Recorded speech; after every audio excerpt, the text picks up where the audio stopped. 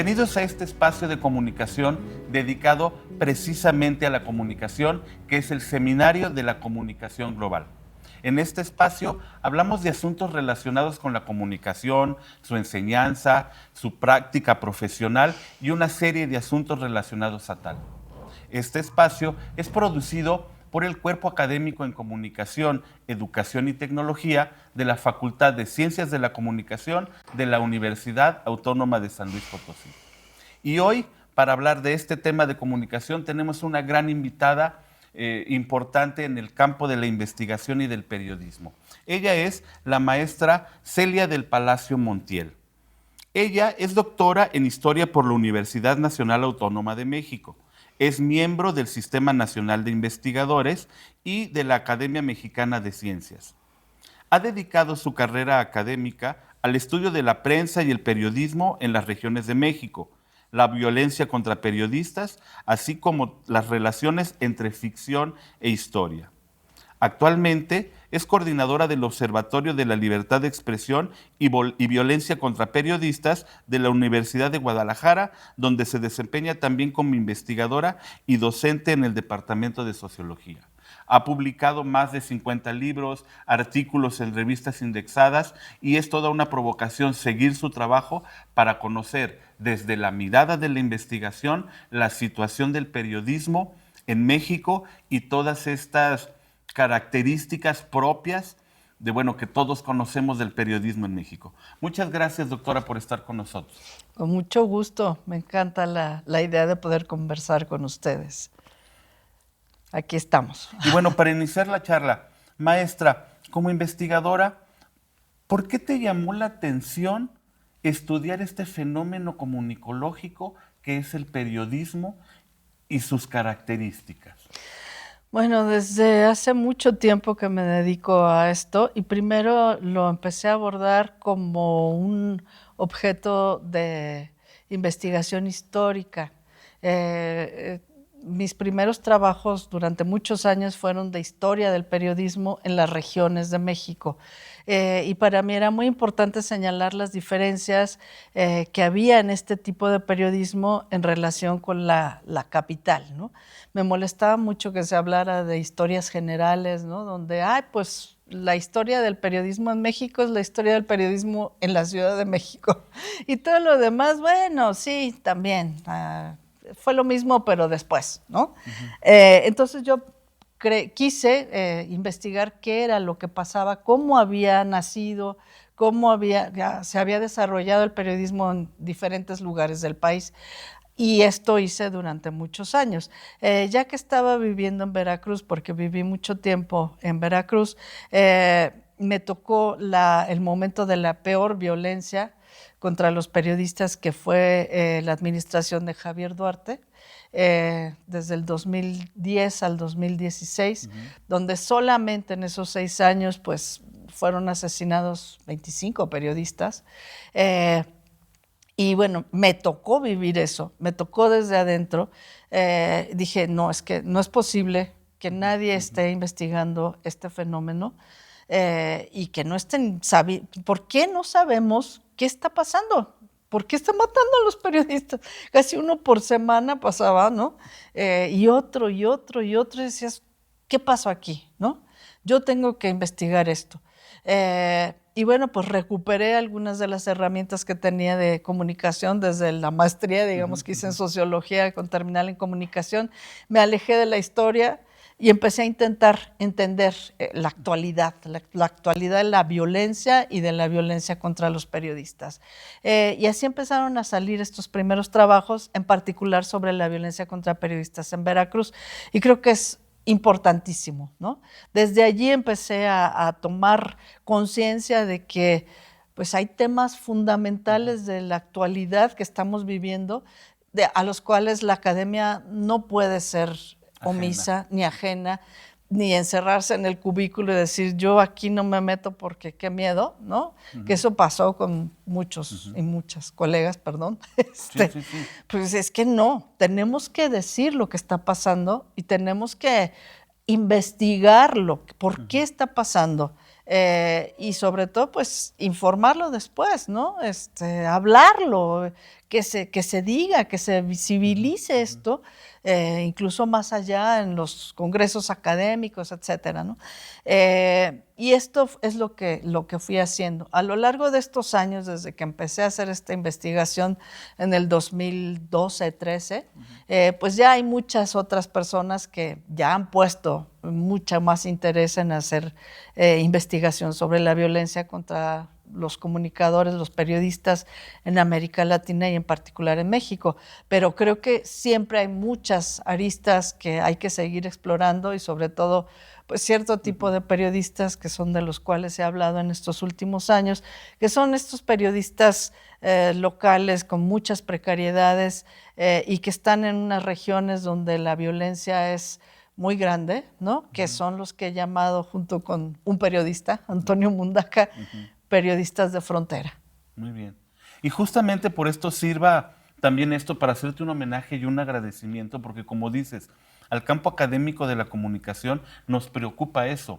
Cuando formamos periodistas, también nos preocupamos a dónde los vamos a mandar. Claro, por supuesto. Es importante, tenemos una cierta responsabilidad moral, porque sabemos que el campo del periodista es desigual.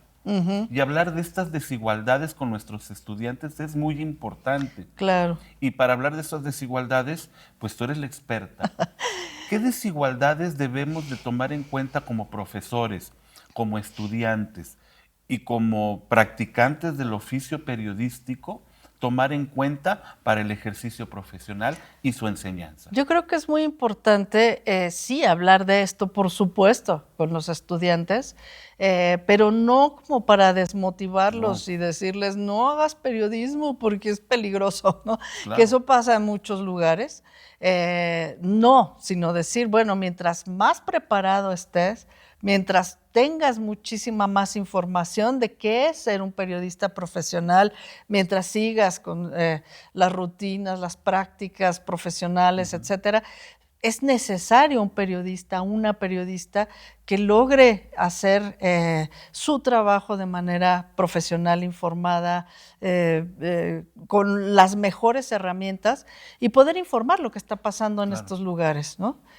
Sin ponerse en riesgo, por supuesto con todas las herramientas de protección, de autoprotección y protección, cómo informar sin ponerse en peligro directamente, ¿no? Y creo que esa es una tarea de la universidad, ¿no? Sí. De decir cómo le hacemos, ¿no?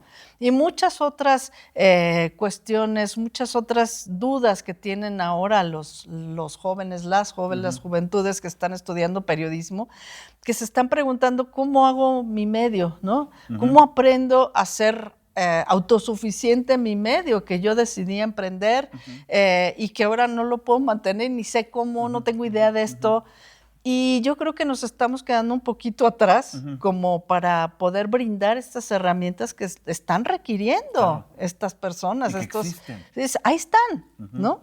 Entonces, bueno, pues se produce, hay cada vez más medios pequeños, muy precarios, ¿no? Y que el periodista, la periodista tiene que salir a trabajar vendiendo pan o vendiendo pasteles o vendiendo cosméticos o lo que sea, como para mantener su medio, ¿no? Entonces, bueno, ¿cómo hacemos como para enseñarles que hay otras alternativas, que hay redes de periodistas, que hay becas para hacer reportajes de calidad, etcétera, que se unan en redes? El problema, en uno de los problemas del periodismo es que además ha habido muchísima desconfianza entre los periodistas. No se han unido en gremios, por ejemplo, no se han unido en sindicatos, que pues históricamente eran más bien como sindicatos muy cercanos al poder, etcétera, etcétera, ¿no? Porque Pero el periodismo así era. ¿Tú te así acuerdas? era otro tipo de periodismo. Entonces, bueno, enseñarle a los jóvenes que ese periodismo ya no es posible seguirlo haciendo así y que, bueno, hay que crear agrupaciones, hay que crear redes, hay que crear, digamos, todo lo que el Estado lamentablemente no ha podido hacer como para poder no solo sobrevivir, sino sobrevivir dignamente con un medio propio y sobrevivir informando lo que la gente necesita saber, ¿no? porque además ese es otro problema, que la gente no está muy interesada en los periodistas. Si uno ve ahí las manifestaciones y las marchas cada vez que matan a un periodista, pues cada vez va menos gente, ¿no? ¿Y por qué hay que lo maten? Era un chismoso, era un chimolero, un Estaba metido en algo. Sí, seguro andaba metido en alguna cosa. ¿Qué? Que lo maten, ¿no? ¿Y para qué sirven los periodistas? Si ahora cualquiera con un teléfono celular te dice, ocurrió un accidente aquí afuera, entonces, pues ¿para qué sirven, no? Entonces yo creo que es función de la universidad también enseñar que eso no es periodismo. Claro. Y qué es lo que sí es periodismo y qué es lo que necesita la gente para entender el entorno, que es un entorno muy complicado, ¿no? Y pues que nosotros tenemos que darles las herramientas a estas juventudes para que puedan enfrentarse a la allá afuera, ¿no? Claro. Con mejores herramientas. Y sobre las desigualdades, pues en efecto, son mucha precariedad laboral. En las grandes empresas periodísticas no se hacen responsables los empresarios, que casi nunca hablamos de ellos, ¿no? Hablamos del Estado, hablamos de los criminales, hablamos de, pero las y los empresarios de medios no están tampoco respondiendo con salarios dignos, con contratos, con prestaciones, trabajo estable, ¿no? Eso es violencia, ¿no? Claro. Alguien que no sabe si va a estar contratado la semana que entra o no, si no le pagan más que por nota y si se la publican y si no se la publican, no, y tiene que trabajar haciendo 20 cosas que antes un periodista pues llevaba al camarógrafo, al fotógrafo y escribía su nota para un periódico impreso. Ahora esa nota tiene que estar en muchas plataformas, ¿no? Entonces, bueno, eso es una doble explotación, una gran explotación, ¿no? Entonces, bueno, se está contratando a muchos jóvenes en una puerta giratoria donde, pues, se van unos, pues, que se vayan, que no importa. Ahí hay otros que puedan llegar a mis condiciones, dicen los empresarios, ¿no? Entonces, bueno, también hay que poner atención sobre esto y hay desigualdades muy grandes, ¿no? Sí. Y pues sobre todo con estos pequeños medios autónomos que claro que pues ahí no puedes hablar de prestaciones ni de contratos ni de nada, ¿no? Claro. Tú eres el empresario y a ver cómo mantienes tu medio y a ver cómo sobrevives, ¿no? Entonces, digamos, en ese mundo de precariedad, pues hay unos que tienen mejores condiciones que otros y hay que enseñar esto también, claro, ¿no? Aguas con esto y enseñar cómo exigir mejores condiciones de trabajo también, ¿no? Mejor educación y por supuesto a eso me refería hace rato. Si tú ofreces una educación de calidad con las herramientas que se requieren, pues eso va a estar, la periodista o el periodista va a estar muchísimo mejor capacitado que aquel que pues quiere informar y la pura voluntad no alcanza, ¿no? No alcanza, va a cometer un error tarde o temprano, va a decir lo que no debería de haber dicho, no puede como calibrar, no puede equilibrar la información, no la comprueba, ¿no? Claro. Entonces se va de boca con lo primero que le dicen y luego resulta que no era cierto o que aguas con esto, ¿no? Entonces, digamos, como todas esas reglas y todas esas prácticas, si no las tienes, ahí hay una desigualdad muy grande. Claro. Y esos periodistas de las comunidades muy alejadas, pues no tienen esa información, no tienen esa formación ni esa información. Hacen lo que pueden y con las herramientas que tienen, ni modo, ¿no? Entonces, aguas. Nosotros podemos enseñar esto y tratar de pues solventarlo desde la escuela. Y qué bueno, porque son muy afortunadas las personas que logran llegar a la universidad a una carrera de periodismo. Sí, y bueno, cada vez hay más periodistas formados, ¿no? Eso sí, en ciertos medios, pero allá en los precarios no. Entonces, aguas. Y son afortunadas las personas que llegan a la universidad y pueden adquirir las herramientas. Y ojalá que luego las pudieran hacer llegar a otros menos afortunados que están allá afuera, allá lejos. Sí.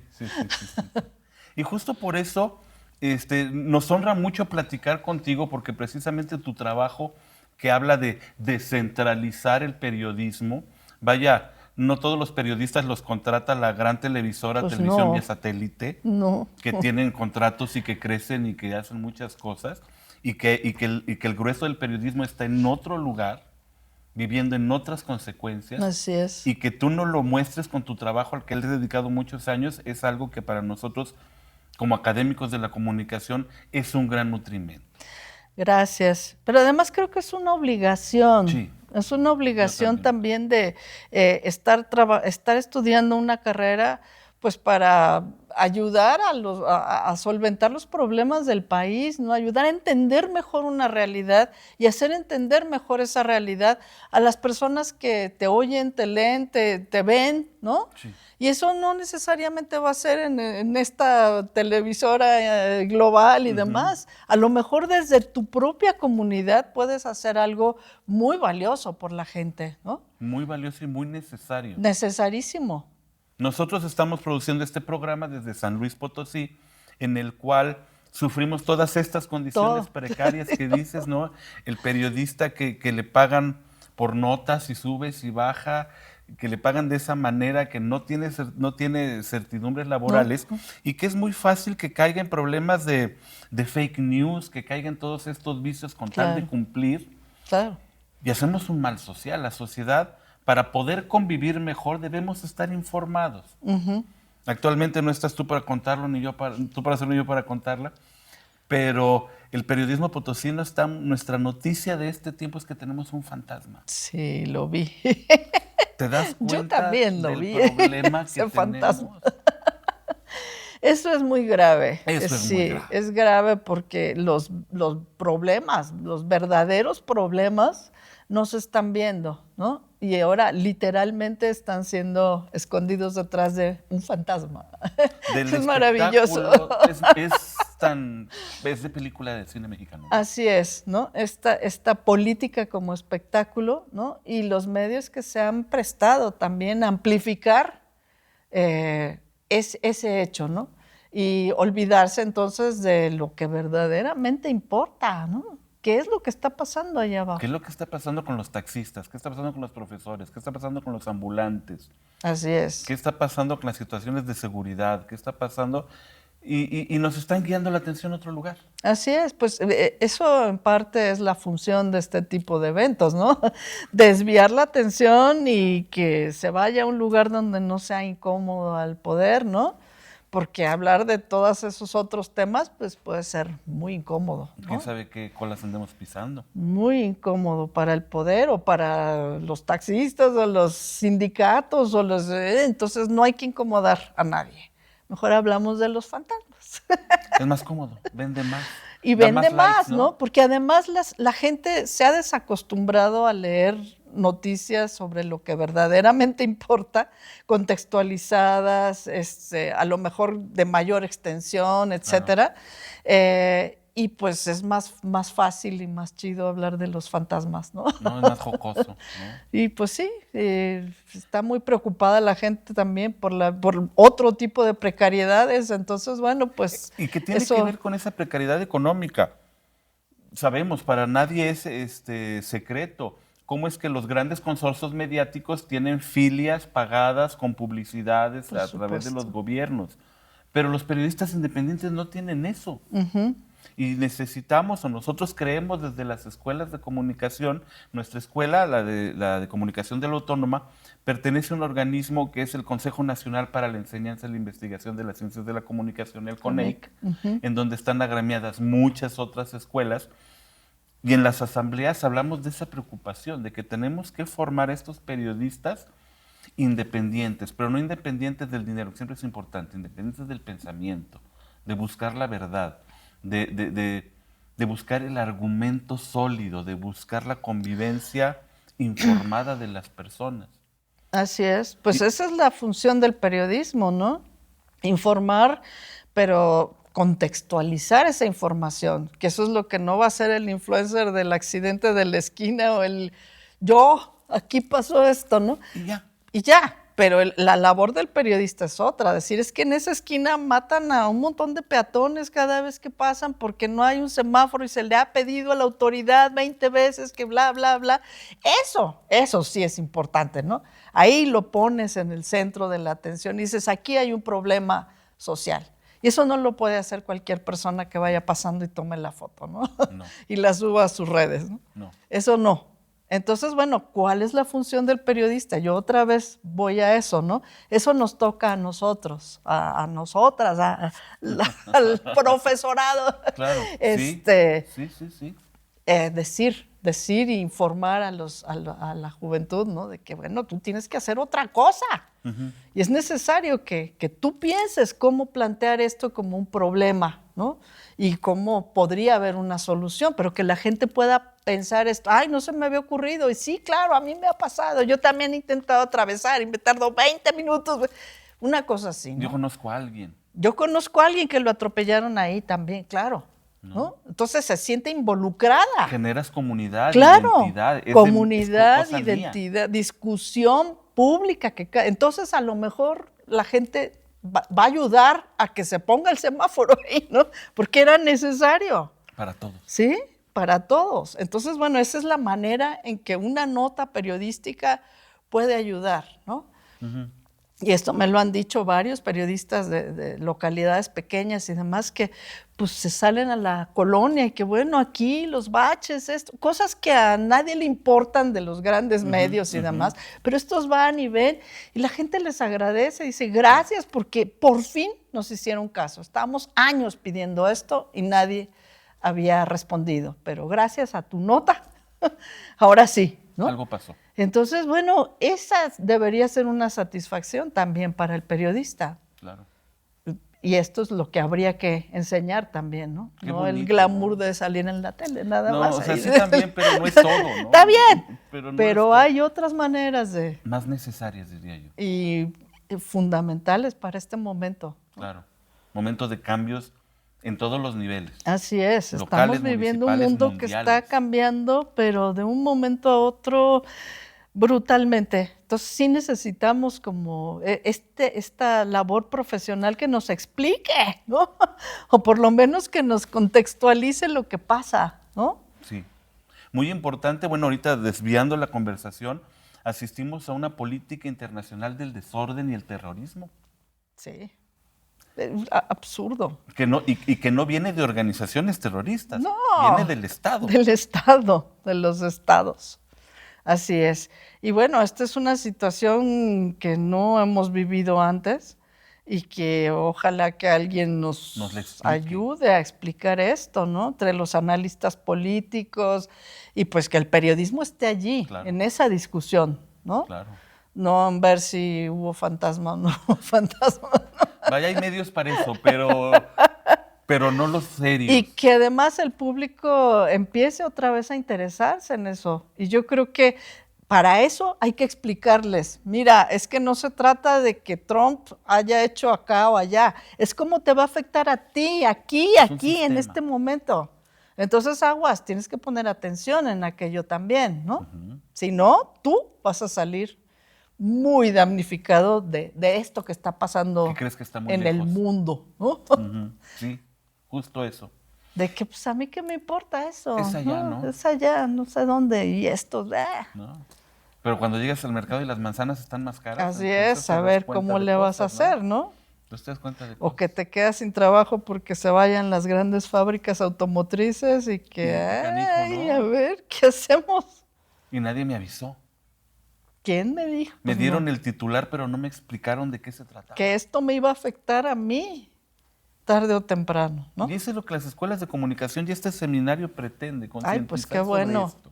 Felicidades, porque creo que es importante recalcar estas funciones, ¿no? Sí, Y claro, hay peligros, sí, pero también habrá que preparar a estas juventudes para enfrentar ese peligro de la mejor manera, Sí, sin claro. ponerse en riesgo, ¿no? Sí, claro. Y hablabas también, y bueno, en este salirse del centro y buscar en las regiones, en las orillitas, en la riqueza, porque como decías en tu conferencia, no te gusta y a mí tampoco hablar de la periferia. No, me parece terrible Sí, hablar de ¿no? la periferia. A mí me gusta más hablar de la verdadera riqueza, Así es. en donde están Eso las es muy verdaderas bonito. contextos. Exactamente. Los contextos ampliados, enriquecidos. Exactamente. Y ahí es donde se encuentran lo más interesante, Ahí ¿no? está. Porque no puedes homogeneizar todo eso que pasa. ¿No? Cada lugar va a tener sus características propias y una enorme riqueza, pues que no va a poder ser aplanada en conceptos que no se aplican ahí o en teorías que no se aplican ahí. Exacto. Números, ¿no? Nada más, así como estadísticas. No, hay muchas cosas más que están presentes en esos márgenes, ¿no? En esas orillitas, justamente como lo dices, ¿no? ¿Qué está pasando allí?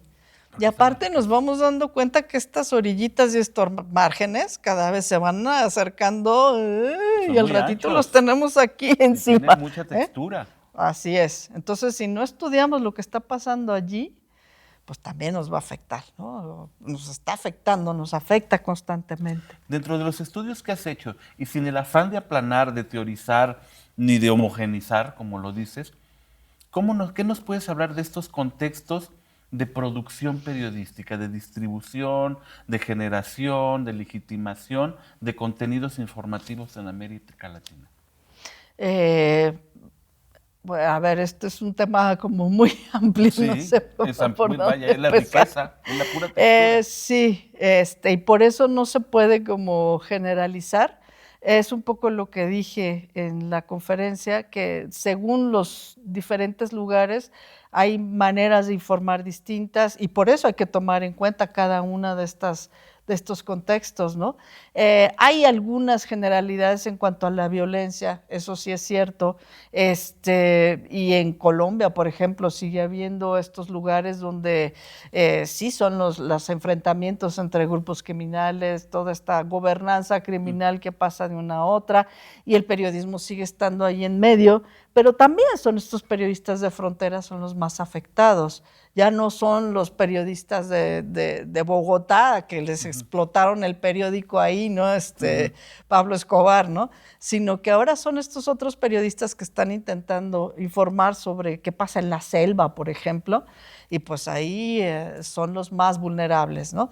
Eso, por ejemplo, o emprendimientos mineras en Perú, por ejemplo, que pues se están apropiando, están teniendo prácticas de extractivismo desmesurado, etcétera, y cualquier periodista que se acerca a tratar de entender eso, pues también así le va, ¿no? En otros lugares es el poder político, ¿no? Como en Nicaragua, que de plano se cerró totalmente, y que los medios que había tuvieron que cerrar o salir del país e informar desde afuera lo que está pasando a medida de lo que se puede saber. Incluso en El Salvador también, el periodismo independiente que había ahí, pues también ya están trabajando desde otro país porque ya fue imposible seguir trabajando allá adentro. Entonces, digamos como que hay grados y hay diferentes experiencias de periodismo ahí. Y en México, bueno, lo que tenemos, ¿no? A partir del sexenio anterior, pues un mayor autoritarismo, digamos, que esta democracia que no llegó a completarse, digamos, y que más bien ahora sufrimos como una etapa regresiva, ¿no?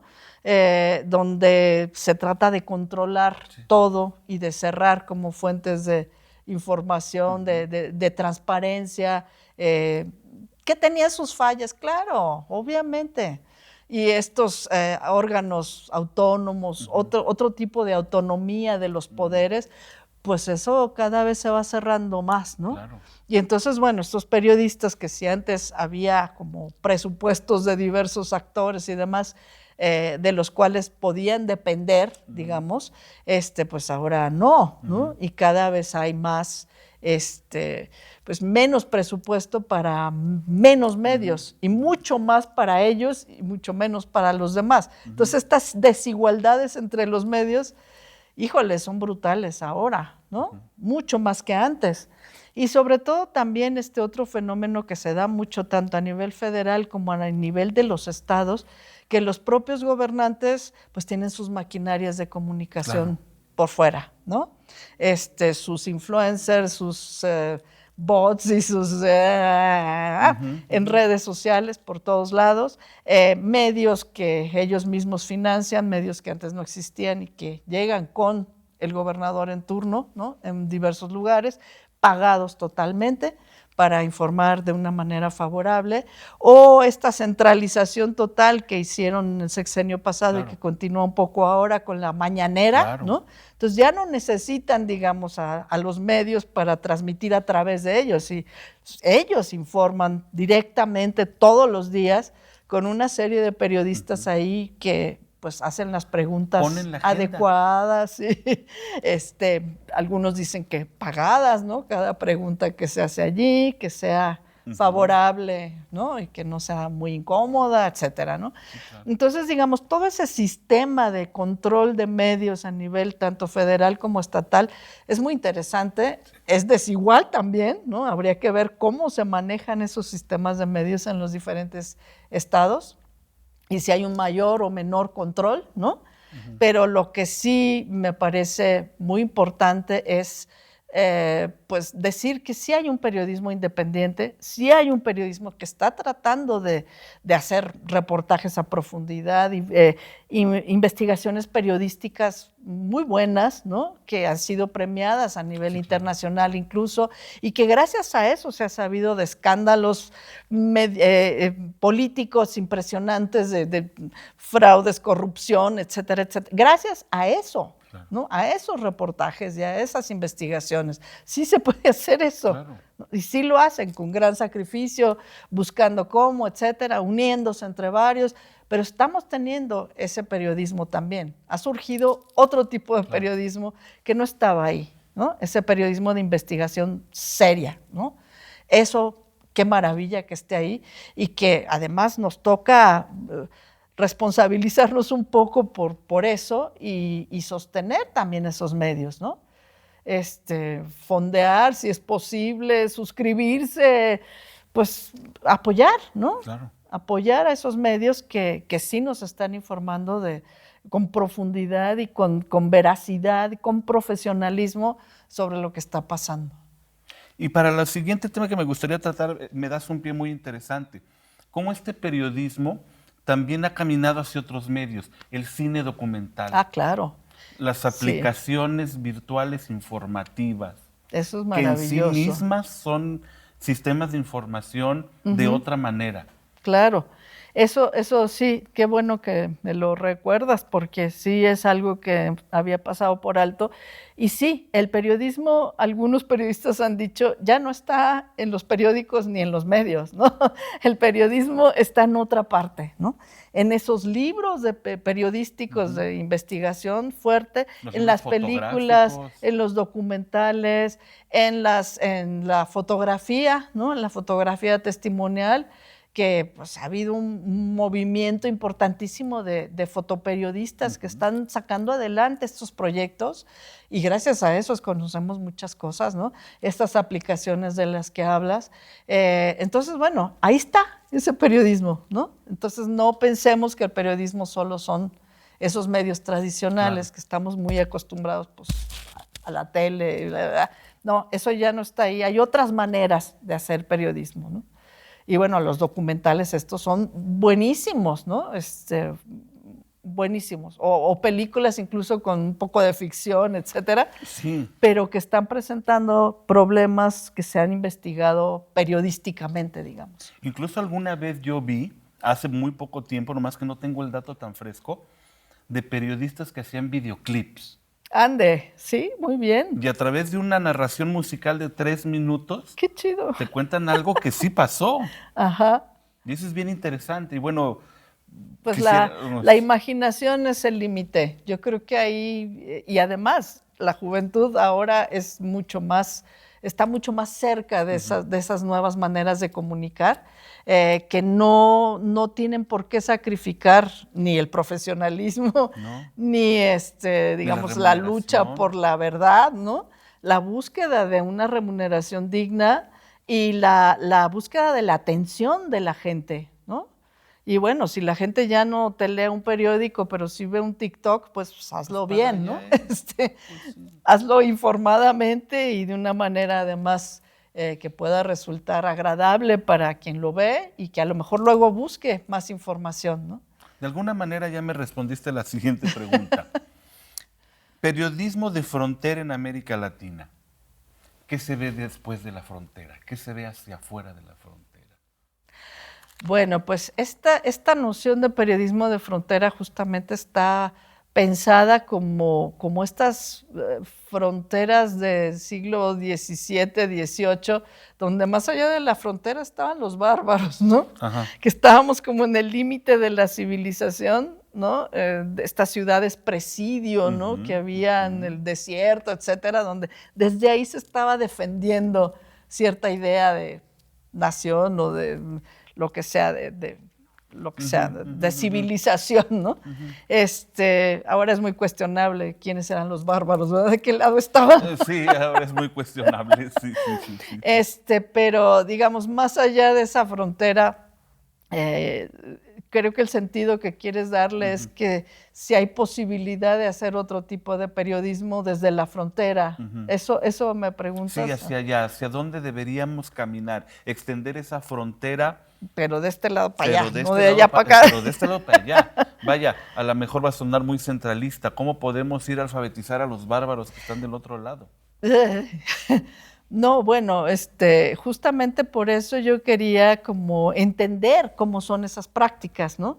Y a lo mejor ir pensando en cómo modificar esas prácticas, cómo poder disminuir las desigualdades. No digo que desaparecerlas porque creo que no sería ni posible, pero que a lo mejor metiendo también o recuperando ciertas herramientas como la que mencioné al final de la conferencia, esto que me sugirió este periodista de Oaxaca, que bueno, pues no tiene por qué ser un periodismo empresarial con fines comerciales, bla, bla, sino bueno, estas otras alternativas que hay ahí con las herramientas que se tienen, ¿no?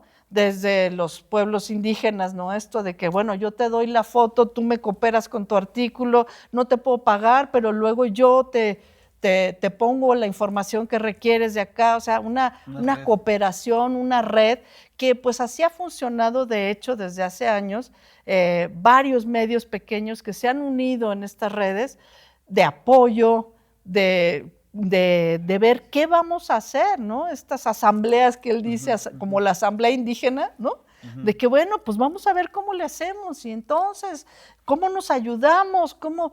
No, pues tú reparte la noticia por acá y por allá y vamos a salir todos al mismo tiempo. Este tipo de estrategias que no tienen que ser pues la estrategia de la modernidad a toda prueba y perros guardianes de la democracia. No, es a lo mejor otra cosa, ¿no? Como ir inventando y tomando en cuenta esas prácticas y esas herramientas que ya se tienen ahí y cómo esto puede favorecer a otro tipo de periodismo. No es ir a alfabetizar, ¿no? Sino ir a aprender y a lo mejor ir a adaptar esas herramientas a un mejor periodismo que sirva a la gente en esos contextos, ¿no?